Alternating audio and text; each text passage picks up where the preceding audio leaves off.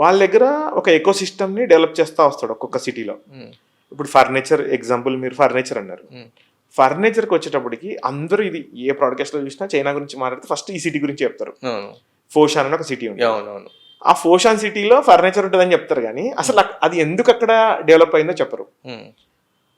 అక్కడ ఏమైపోతుందంటే చైనాలో ఫస్ట్ ఇప్పుడు ఒక ఫర్నిచర్ తయారు కావాలనుకోండి, ఒక చైర్ అనుకుంటే సపోజ్, దానిలో బేసిక్ ఎలిమెంట్స్ ఏముంటాయి? ప్లేవుడ్, ఫోము, లెదరు, లేదంటే పైన ఈ సంథింగ్ అన్ని మెటీరియల్స్ ఉంటాయి.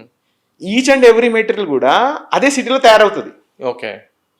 ఇప్పుడు మనం అనుకోండి, గుజరాత్ నుంచి క్లాత్ రావాలి, లేదంటే చెన్నై నుంచి ఐరన్ లెగ్స్ రావాలి, లేదంటే ఎస్ఎస్ లెగ్స్ రావాలి, ఇంకో దగ్గర నుంచి హైదరాబాద్లో ఒక దగ్గర నుంచి ఫోమ్ రావాలి, లేదంటే మేడ్చల్లో ఒక దగ్గర నుంచి రావాలి. అట్లా ఇండియాలో మనం ఒక ప్రోడక్ట్ తయారు చేయాలంటే ఇప్పుడు కంప్లీట్ అంటే ఏబిసితో మనం తయారు చేస్తాం అనుకుంటే, ఏ ఇంకొక స్టేట్ నుంచి, బి ఇంకో స్టేట్ నుంచి, సి ఇంకో స్టేట్ నుంచి వస్తుంది. వీటన్నిటి ట్రాన్స్పోర్ట్ ఇవన్నీ ప్రాబ్లం ఉంటుంది.